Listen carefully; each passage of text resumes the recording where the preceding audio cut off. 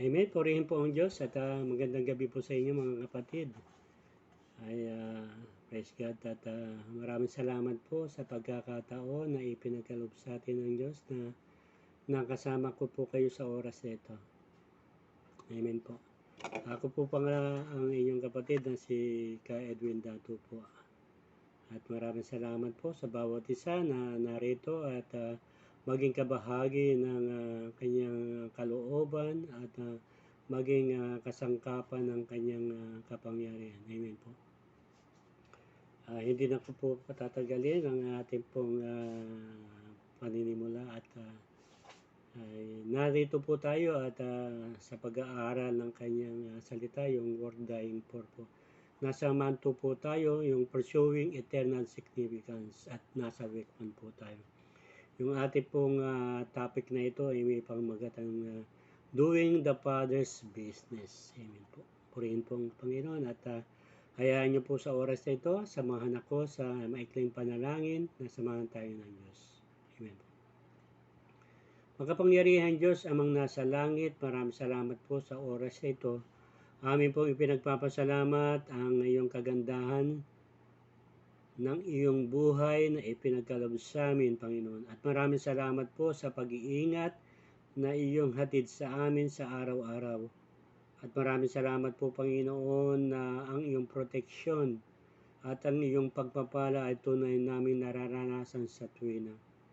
Makapangyarihan Diyos, patuloy amin pong dinadalangin ang pagsamo mo sa amin sa oras na ito. Maraming salamat po, Panginoon, na ikaw, O Diyos, ang sa amin, sa amin pong tatalakayin sa oras na ito ng iyong salita. Maraming salamat po, Panginoon. Anoint my lips at tuloy nga ang kapangyarihan ng iyong salita ang mamutawi sa aking mga bibig. At dalangin ko, Panginoon, sa aking mga kapatid na nakikinig dito sa panambahang ito ng iyong pakikinig ng iyong salita, O Diyos, ay bigyan kami ng puso magpakumbaba at maraming salamat po, Panginoon, na bibigyan kami mo, O Diyos, ng karunungan at kaalaman, O Diyos, na mababatid ang mga bagay patungkol sa iyong kaharian. Maraming salamat po sa oras ito. Amin pong ibinababa ang aming sarili. Ikaw ang maitaas, Panginoon. Patuloy, O Diyos, na kami yung katagpuin sa oras ito. Halina, O Diyos, na kami samahan at maging kabahagi kami, Panginoon, ng iyong kaharian. At oras na ito, Panginoon, ay dalangin namin ang anuman ang mga balakid at mga paggambala ng kaaway, O Diyos, amin pong sinataway. At sa pangalan ni Jesus, Panginoon, ang iyong karunungan ay ipagkaloob sa amin. Muli, Panginoon, aming kang pupurihin. Pasasalamatan, O Diyos, sa pangalan ni Jesus at sa gabay ng iyong kapangyarihan, ng iyong Banal Espiritu ang sumaamin. Maraming salamat po sa pangalan ni Jesus. Magsabi ng Amen at Amen. Purihin ang Diyos at tunay nga ang Diyos ay nagtakda ng kanyang mga aralin upang ating pong maupag-unawaan ang mga dapat nating lakarin sa pang-araw-araw na buhay. Ito po nga yung doing the Father's business. Ano po ba yung business ng ating Diyos amang nasa langit? Yung ating pag-uusapan sa oras nito. At ang ating pong verses, ang ating pong scripture ay matatagpuan po sa John 15:16. Ang sabi po dito sa King James Version, "You do not choose me, but I choose you and appointed you so that you might go and bear fruit, fruit that will last, and so that whatever you ask in my name, the Fathers will give you." Purihin ang Diyos. So makita po natin sa ating scripture, ipinapakita dito ng ating Panginoon Kristo na siya ang pumili sa atin. Siya ang pumili na kung saan tayo ay kanyang magiging alagad. Tayo ang kanyang magiging disipulo. Walang makakasasabi na ako ang siyang pumili sa Panginoon, kundi siya ang pumili sa atin upang mapasama tayo doon sa kanyang paghahari at sa kanyang kalooban. At hindi lang po yun, hindi lamang tayo kanyang pinili at tayo po ay kanyang inappoint. Kaya nga po, nasa mga oras na ito, ang ating Diyos na nagtalaga sa atin ng mga bagay na dapat nating lakaran ay siyang nating makita sa ating mga buhay. At ang kadahilanan na tayo pinili at inappoint ng Panginoon na magkaroon tayo ng bunga. Magbunga na kung saan tayo po yahayo. You might go and bear fruit. At ang sabi daw po, yung fruit na yun ay dapat mag-last forever. Sa ganung bagay, sa kanyang pagpili sa atin, sa kanyang pagtatalaga sa atin, ano man daw ang hiling natin sa kanyang pangalan, ay ipagkakaloob ng Amang Diyos na nasa langit dahil sa Panginoong Hesus na siyang pumili sa atin. Amen po. Parang sinasabi dito na eto, pinili ka na, tinalaga ka na, pinahayo ka na ng Panginoon. At ang iyong mga bunga ay nandun na. Makikita po natin yung mga bagay na yon ay dapat natin maunawaan dahil sa pangalan ng ating Panginoong Kristo.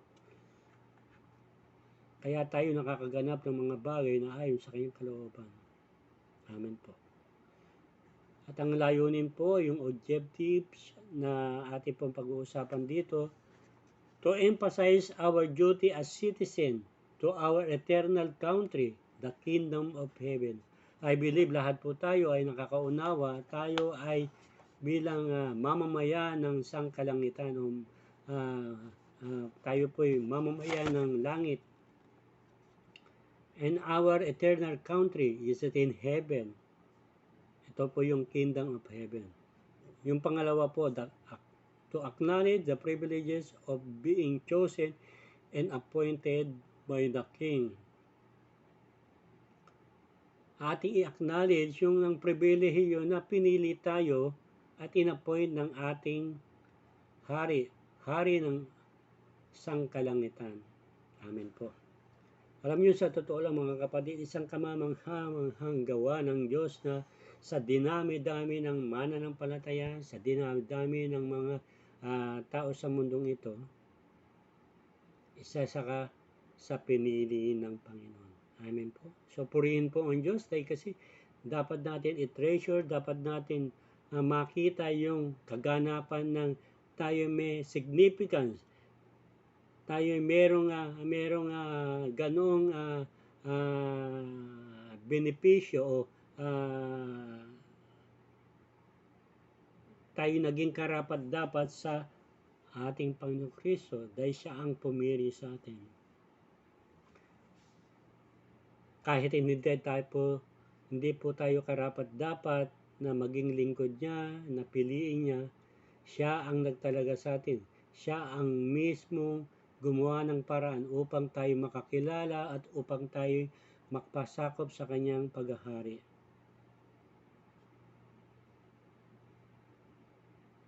Tunay nga isang karangalan na ipagkaloob mo ang iyong sarili, na isurrender mo ang iyong sarili sa kanyang kapangyarihan. At tunay nga ang kanyang pagpili ay naganap sa iyong buhay. You are chosen by God who responded with a surrender will and desire to serve Him to His kingdom. So tunay nga tayo isang malaking arangalan, isang malaking pribileyo na maging parte ng kanyang kaharian. Amen po. Amen. We have to relate our King into His kingdom to our daily lives. At dapat natin maintindihan na tayo makikirelate dun sa ating hari. Ito po yung ating kaharian. Ito yung paghahari ng Diyos sa atin. Anong sinasabi ng salita ng Diyos? Maghari nawa ang iyong kalooban dito sa lupa gaya na nasa langit. Tunay nga Madami ang kumikilala sa Panginoon bilang hari at bilang tagapagligtas. Subalit, hindi natin naiintindihan. Parang ang marami ang nagpipail na maging makaranas sila ng kaganapan na narito sila sa kaharian ng Diyos. Narito sila upang lumakad ayon doon sa paghahari ng Panginoon. Sa totoo lang, meron tayo may tinatawag inability. Kinakapos tayo sa pangunawa doon sa mga dapat nating gawin. At ang ating spiritual birth ay nagkaroon ng kaganapan nung tinanggap natin ang ating Panginoon bilang sariling Panginoon at tagapagligtas. Doon tayo pumapasok sa Kingdom of Heaven. Kaya nga dapat natin maintindihan, nung tayo ipinanganak na muli, ang ating pagiging citizen ay citizen in heaven. At dapat natin maitanim sa ating mga puso na hindi na tayo taga rito. At dapat natin ang laging nating ginagawa ay mapapurihan ang hari ng kalangitan. Kasi parte tayo ng paghahari ng Diyos. Kaya nga tayo nabuhay na maguli. Yung pagbuhay na maguli sa atin ng Diyos, inilalagay tayo doon sa kanapan na kanyang tayo paghaharian. At naway ang lahat ng mga bagay na naisin niya sa ating buhay, makalakad tayo ayon doon sa kanyang kalooban.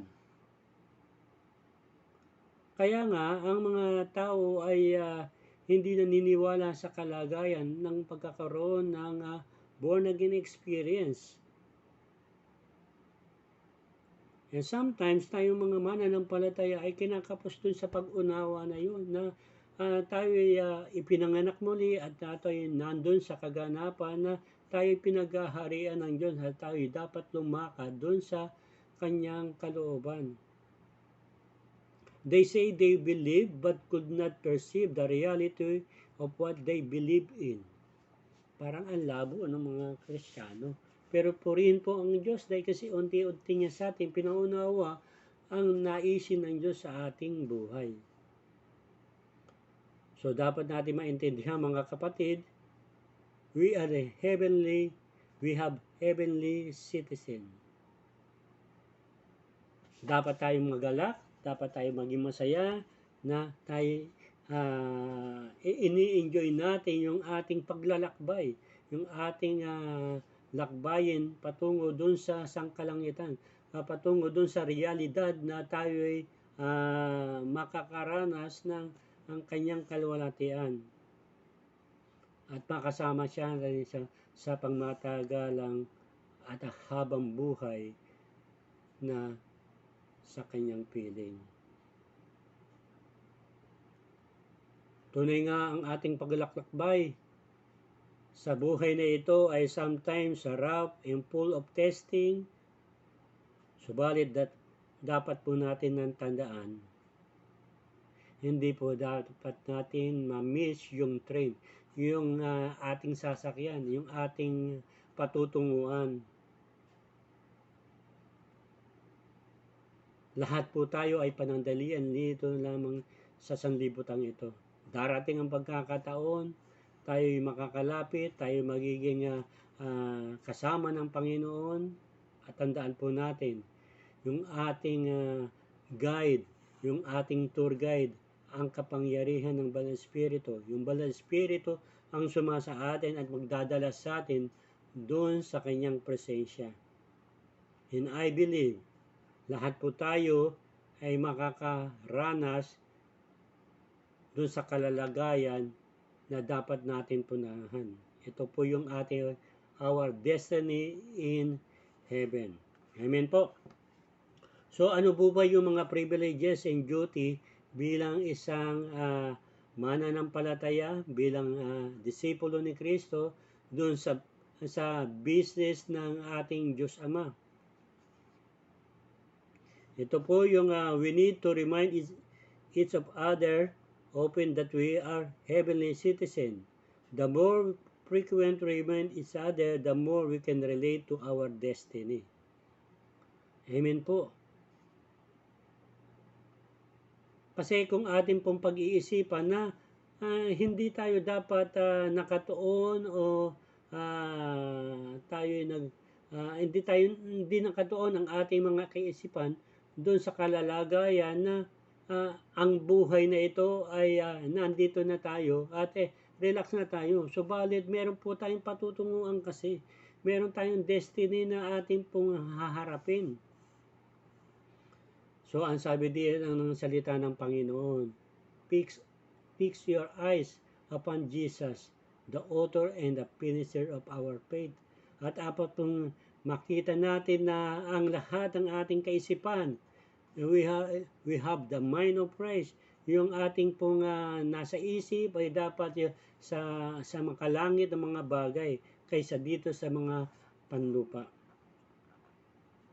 Of course, we have a responsibility dito sa mundong ito. Subalit, dapat po mas lalo natin pagtuunan yung pinapagawa sa atin ng Diyos Amang nasa langit. We can easily connect our present reality to our eternal destiny. Heaven is a real place. Ang langit, ang ating tunay na hantungan. Ito po yung ating pong destinasyon, yung sangkalangitan, yung heavenly kingdom. At ang sabi po, there are people, places, river, mountain, mansion, street of gold, pearly gates and foundation, precious stone. Ayun po yung nasa langit, nasa sangkalangitan. At dapat po natin pagkaintindihan, ito yung pinakamalaga. Nandun po ang God the Father, God the Son, and God the Holy Spirit. At ang kanyang libong-libong mga anghel ay naroon.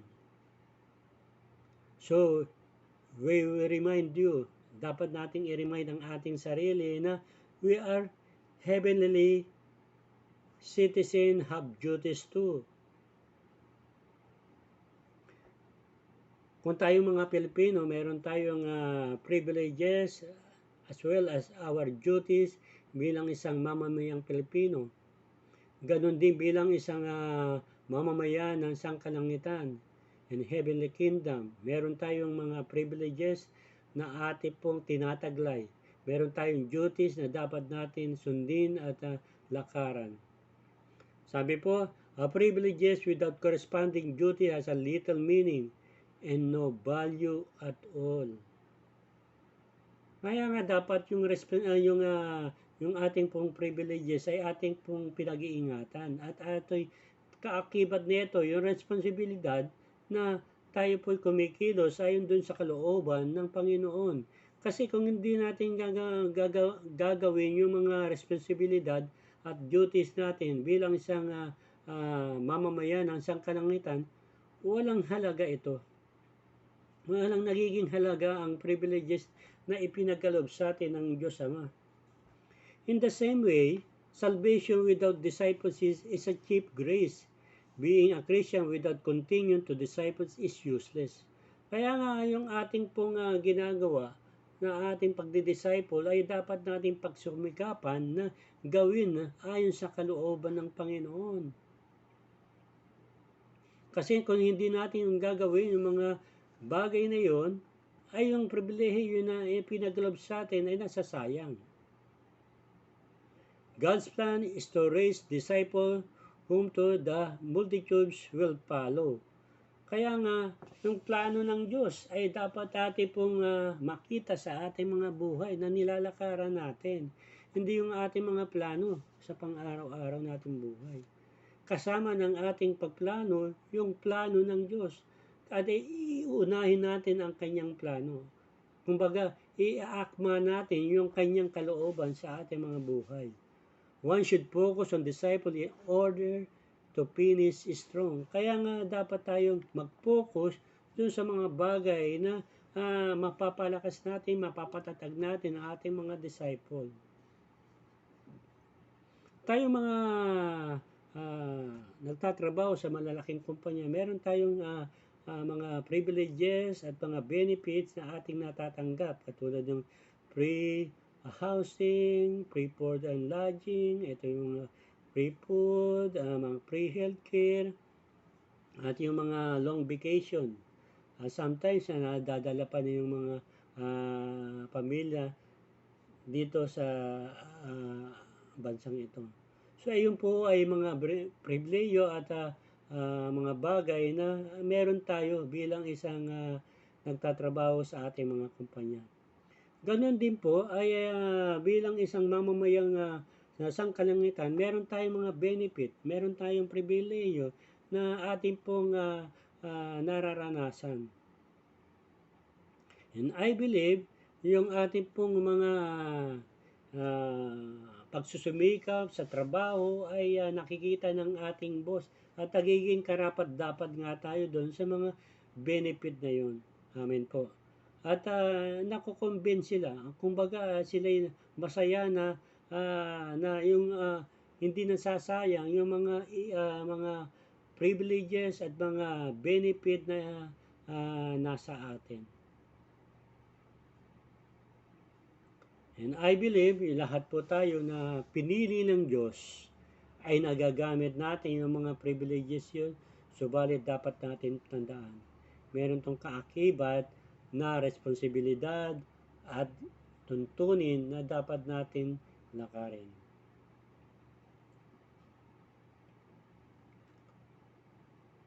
Amen po. Purihin po ang Diyos at ang mga pinapagawa sa atin ng Diyos ay tunay nga mag-disciple tayo at ipangaral ang mabuting balita at kaakibat nito, yung mga bagay na meron tayo ay tunay nga ito'y kagalakan doon sa paghahari ng Diyos. At yung mga bagay na ito ay isang kagalakan sa ating hari. Sabi po dito, we cannot separate duties from privileges. We have to accept the fact that remember the commendation that each person received as he entered God's kingdom. Amen po. Kasi ang sabi po kasi sa Matthew 25:21, well done and good and faithful servant, enter into the joy of your Lord. Kaya yung mga ginagawa natin ay nagkakaroon ng kagalakan sa Panginoon. Kung mabuti ba ang ating ginagawa, nalalakaran ba natin ang kanyang kalooban, nakakapag-disciple tayo, na isi-share natin ang salita ng Panginoon sa ating mga kaibigan.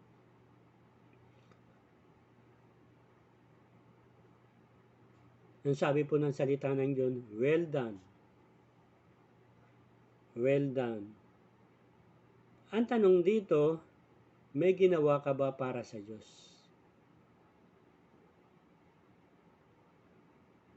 Nagkaroon ka ba ng impact doon sa kanyang kaharian? Para masabi niyang, well done, good and faithful servant. Tunay nga isang kagalakan sa darating na hinaharap na panahon, masabihan ka ng Panginoon in face to face, well done, well done.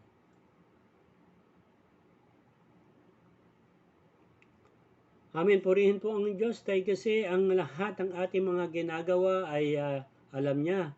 Ang sabi ng Diyos, ang sabi ng salita ng Diyos na ang lahat, maliit man o malaki ito, ay hindi niya tinatalikdan at hindi niya winawaglik sa kanyang kaisipan. Meron siyang gagawin na magandang bagay para sa iyong buhay. Remember, it was our King Jesus who chose you and appointed you to do the Father's business. At makita po natin yon sa John 15:16. Purihin ng Diyos, lahat po tayo ay napapaloob doon sa kanyang paghahari. Nandun tayo doon sa Father's business. Ano yung Father's business? Yung mag-akay, magligtas ng kanyang mga tupa, magligtas ng nawawala. Ayun po sinabi ng Panginoon na sa kanyang kapahayagan, nang punta siya dito to seek and save the lost. Our business is to do business, the Father's business. Ang sabi po, work it out, bear fruit, and remain that fruit. Amen po. Ibig sabihin, yung mga fruit, ng mga kaluluwa ng Panginoon na ipinagkalob sa atin na ating ililigtas ay dapat natin ingatan, palakasin ang kanilang pananampalataya. Dapat po natin maintindihan people's business who are now being trained to develop people's skill. That is PEPSOL process. People empowerment, people skillful of light. Our tool is the gospel. So purihin po ang Panginoon at ang Diyos ang siyang mapurihan sa ating buhay na ating pong nilalakaran. At sa pamagitan mo, ikaw ay gagamitin ng Panginoon. Meron po tayong 7 pag-uusapan dito. 7 people's skill to be develop and apply. Number 1 po, selection. Amen po. Selection, ang sabi po dito, now this is your time to choose people whom you would convince to become blessed like you. As a leader or emerging leader, you should choose who to disciple as Jesus did in Mark 3:13-14. So, bilang isang lingkod ng Diyos, tayo pinili ng Panginoon. Tayo nakaranas ng kanyang pagtitrain, tayo dinivelop niya in the mature Christian, mature leaders, at sa mga bagay na yun na narasan natin, tayo ay binigyan ng pagkakataon na pipili din para maging disciple natin at tayo mag-disciple tayo ayon dun sa kanyang pinag-uutos sa atin. Go and make disciple. Ang sabi po kasi sa Mark 3:13-14, Jesus went up on a mountainside and called him to those he wanted and came to him. He appointed 12 that may be with him, that he might send them out to preach. So pumili po siya ng 12. Yung 12 na yon, sa kanyang pagpili, ang naisin niya ay mamalagi sa kanyang presensya, maturuan niya. At sa ganung kalagayan, pag naturuan niya, isesend niya, pahahayuin niya, at kanyang uutusan na humayo at ipamalita ang mabuting balita ni Kristo. Amen po.